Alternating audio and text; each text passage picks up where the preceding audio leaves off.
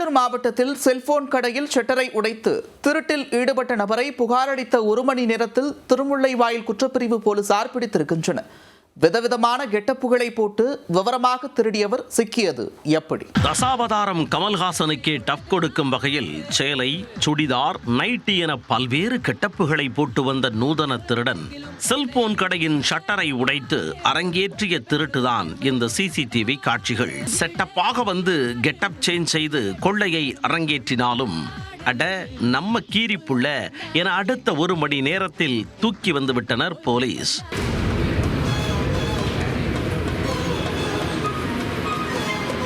திருடனின் ராஜதந்திரமெல்லாம் வீணாய் போனது எப்படி? ஆவடி காவல் சரகம் திருமுல்லைவாயில் காவல் நிலைய எல்லைக்கு உட்பட்ட சரஸ்வதி நகர் பகுதியில் செல்போன் கடை நடத்தி வருபவர் 33 வயதான ஏழுமலை. பாரதி நகர் பகுதியைச் சேர்ந்த இவர் வியாழக்கிழமை இரவு வழக்கம் போல் பணிகளை முடித்துவிட்டு கடையை பூட்டிவிட்டு வீட்டிற்கு சென்றுள்ளார். மறுநாள் வழக்கம் போல கடையை திறக்க வந்தவர் கடையின் பூட்டு உடைக்கப்பட்டிருந்ததைக் கண்டு அதிர்ச்சியடைந்தார். உடனடியாக திருமுல்லைவாயில் குற்றப்பிரிவு போலீசாருக்கு அவர் புகார் அளித்தார். சம்பவ இடத்திற்கு விரைந்து வந்த போலீசார் அப்பகுதியில் உள்ள சிசிடிவி கேமரா காட்சிகளை ஆய்வு செய்தனர். அதில் விதவிதமாக கெட்டப்புகளை போட்டு வந்த திருடன் நூதனமாக ஷட்டரை உடைத்து திருடிய காட்சிகளை பார்த்து போலீசாரே சற்று அதிர்ந்துதான் போயினர்.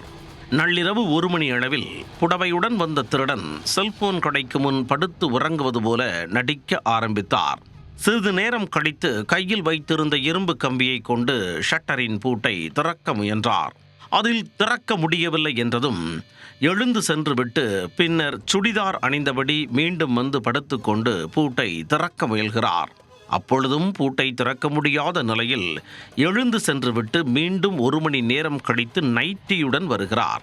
இப்படி விதவிதமான கெட்டப்புகளை போட்டு வந்து ஷட்டரை திறந்து செல்போன் கடைக்குள் நுழைந்த திருடன் அங்கு மின்சாரத்தை துண்டித்துவிட்டு கையுக்கு கிடைத்த செல்போன்கள் மற்றும் பணத்தை சுருட்டி கொண்டு எஸ்கேப் ஆகியுள்ளார்.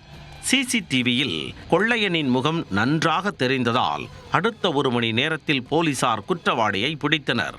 அவரிடமிருந்து 9 செல்போன்கள் 31,000 ரூபாய் ரொக்கம் பறிமுதல் செய்யப்பட்டன. ஆனால் 272 செல்போன்கள் காணாமல் போனதாக உரிமையாளர் கூறியிருப்பதால் தொடர்ந்து அவரிடம் விசாரித்து வருகின்றனர். ஆட்கள் நடமாட்டம் மிகுந்த பகுதியில் நூதன முறையில் விதவிதமான கெட்டப்புகளில் வந்த திருடன் செல்போன் கடையில் கைவரிசை காட்டிய சம்பவம் அப்பகுதியில் பெரும் பரபரப்பை ஏற்படுத்தியுள்ளது.